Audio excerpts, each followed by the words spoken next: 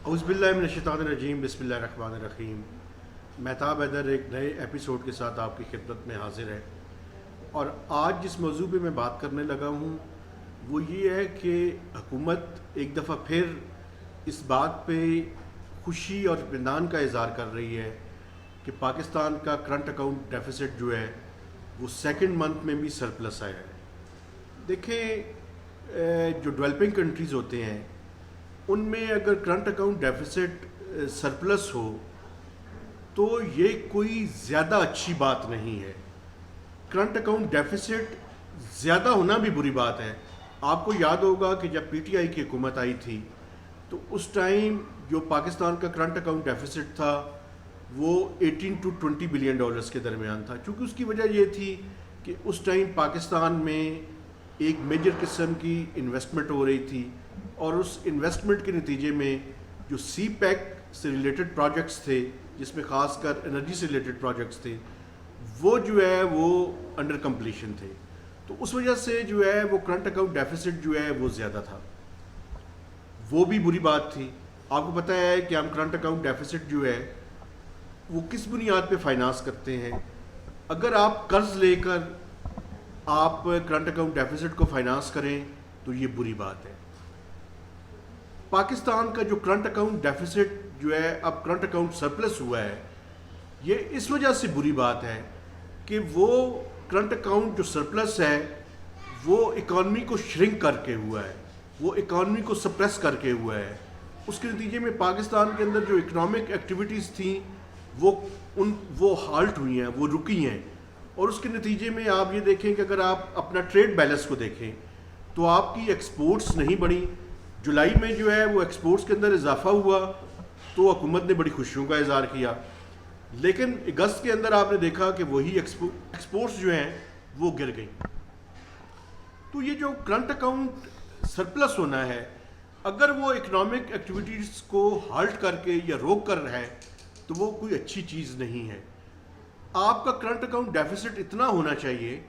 جس کو آپ مینج کر سکیں، اور مینج کس طرح سے کریں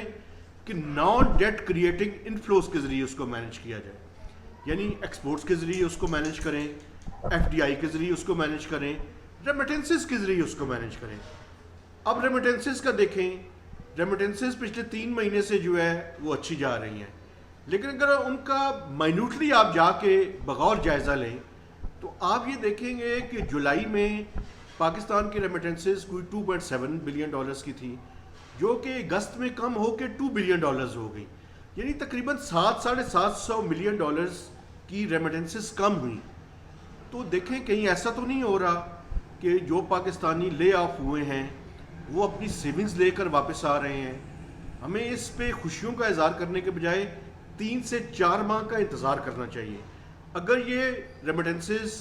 سسٹین رہتی ہیں اوور 2 بلین ڈالرز یا 2 سے 2.5 بلین ڈالرز تو یہ پاکستان کے لیے بہت خوش آئند ہے، لیکن اگر یہ ریمیٹنسز کم ہو جاتی ہیں 2 بلین ڈالرز سے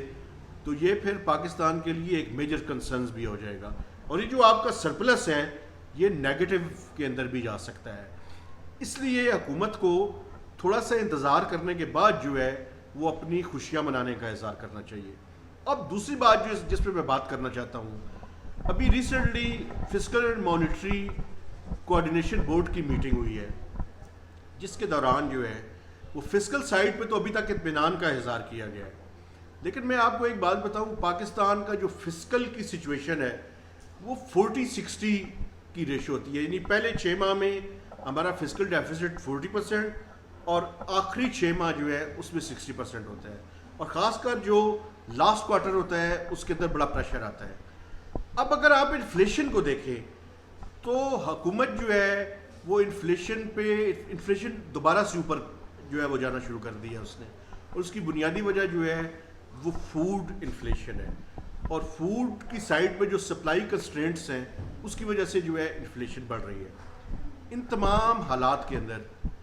ایڈوائزر جو ہے انہوں نے جو پاکستان میں جو ڈیٹا کلیکشن ہے اور جو ڈیٹا کی اتھینٹسٹی ہے، جو ریلائبلٹی ہے، اس کے بارے میں بھی بات کی ہے،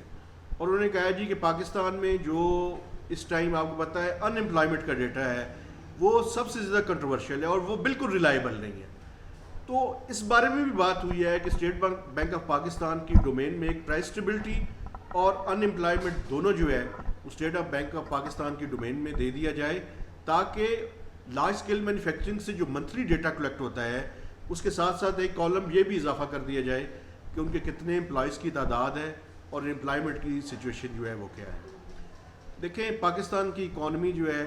وہ اس ٹائم بھی میں سمجھتا ہوں کہ ریسیشن کی اس کے اندر ہے۔ حکومت کو مزید اس طرح کے اقدامات کرنے چاہیے کہ جس کے نتیجے میں جو ہے وہ اکنامک ایکٹیویٹی جنریٹ ہو۔ ابھی آپ نے یہ دیکھا کہ اسٹیٹ بینک آف پاکستان نے اپنی مانیٹری پالیسی میں جو شرح سود ہے اس کو برقرار رکھا ہے، یہ بڑا خوشائند اقدام ہے۔ اب ہمیں فسکل سائڈ پہ تھوڑا سا مزید کام کرنے کی ضرورت ہے، اور ضرورت اس چیز کی ہے کہ اکنامک ایکٹیویٹی کو جنریٹ کیا جائے۔ اگر اکنامک ایکٹیویٹی جنریٹ ہوگی تو یہ پاکستان کے لیے خوشائند ہے، لیکن ساتھ ساتھ میں آپ کو بتاؤں پولیٹیکل انسٹیبلٹی بھی جو ہے وہ بڑھ رہی ہے، اور پولیٹیکل انسٹیبلٹی کے بڑھتے ہوئے یہ بڑا ضروری ہے کہ ہم پولیٹیکل سچویشن کو جو ہے وہ اسٹیبل رکھیں تاکہ اکنامک ایکٹیویٹی کو جنریٹ کرنے میں مدد مل سکے۔ Thank you very much.